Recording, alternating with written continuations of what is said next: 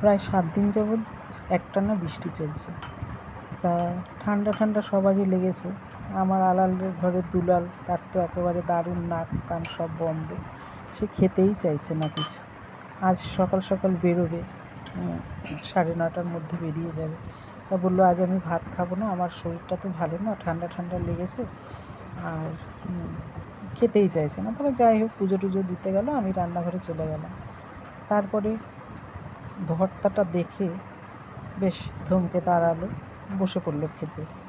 তারপরে তো লেবু দিয়ে কাঁচা লঙ্কা দিয়ে খুব সুন্দর করে মেখে খেতে লাগলো। আমি দাঁড়িয়েই আছি চুপচাপ, যে খেয়েই যাচ্ছে, বোধহয় খাবে না ভাত কটা। ব্যাস সব ভাত কটাই মেখে নিল, আর কোনো কথাই বললো না। বুঝলাম খুবই স্বাদ লেগেছে মুখে। যাই হোক, এই ভর্তাটা আমি কীভাবে বানালাম চলো প্রথম থেকে দেখাই। কড়াইতে সর্ষের তেল দিয়ে দিয়েছি, তারপরে দিয়ে দিলাম বেশ বড় সাইজের একটা পেঁয়াজ। তারপরে দিয়ে দিলাম এক মুঠো, মানে 8-10 কোয়া রসুন। আর এইদিকে তো প্রচণ্ড সবার বাড়িতেই কাঁঠাল গাছটা আছে, কাঁঠালের দানা ঘর ভর্তি। তা আমি কাঁঠালের দানাগুলো সকালেই কেটে রেখেছিলাম। তারপরে সেই কাঁঠালের দানাগুলো তার ভিতরে দিয়ে দিলাম একটু কাঁচা লঙ্কা, কয়েকটা, বেশ ঝাল ঝাল হবে, 6-7টা মতো কাঁচা লঙ্কা দিয়ে দিলাম। আর আরেকটু স্বাদ বাড়াতে ফ্রিজে ছিল কটা চিংড়ি মাছ, ভাবলাম না চিংড়িটাই বা দেবো না কেন, দিয়ে দিই। তারপরে এক মুঠো চিংড়ি মাছ তার ভেতরে দিয়ে দিলাম, দিয়ে একটু লবণ, হলুদ আর সামান্য একটু কাশ্মীরি লঙ্কার গুঁড়ো, সামান্য একটু চিনি, সব কিছু দিয়ে, আর একটু লেবুর রসও দিয়েছিলাম, দিয়ে সমানে সুন্দর করে চাপা ঢাকা দিয়ে এটাকে ভেজে নিলাম। একদম সুন্দর করে ভেজে নেব, কিন্তু গ্যাসটা কমিয়ে নেব। এটা কিন্তু কোনোভাবেই পোড়া যাতে না লাগে সেই দিকে খেয়াল রাখতে হবে, কারণ পেঁয়াজ টেয়াজ পুড়ে গেলে খুব বাজে লাগে খেতে, একদম বিশ্রী লাগে। যাই হোক, সেটা সুন্দর করে ভেজে নিয়ে আমি অন্যদিকে শিলপাটা পেতেই রেখেছিলাম। যে কোনো ভর্তা পাটাতেই খুব ভালো হয় কিন্তু।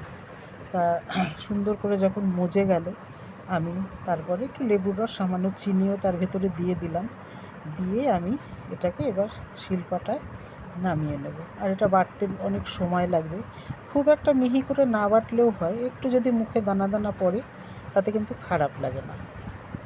তা আমি যেই দেখলাম হয়ে গেছে, একদম মজে গেছে, আমি নামিয়ে নিলাম শিলপাটা। তা অন্য কাজ করছি, আর একটা করে বেটেও নিচ্ছি।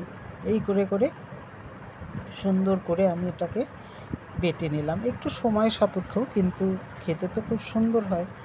যাই হোক, আর ঠান্ডা লেগেছে বলে কথা, বললো ভাত খাবো না, তাও আমাদের ইচ্ছা, যে আমার তো মনটা চাইছে না, যে যাই হোক একটু খেয়ে যাক, কারণ কত সেই রাতে আসবে, হ্যাঁ, আর এদের ভালো লাগা মন্দ লাগা সব তো আমাদেরই দেখতে হবে।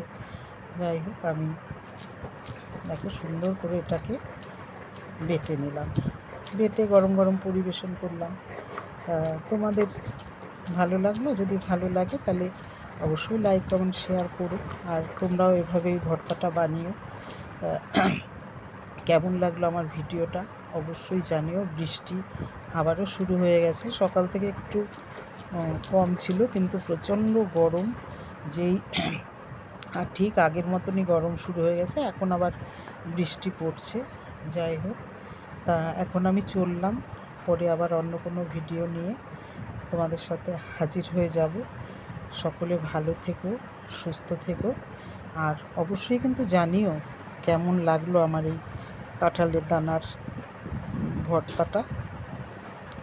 ভালো লাগলে অবশ্যই লাইক কমেন্ট শেয়ারের অপেক্ষায় থাকলাম।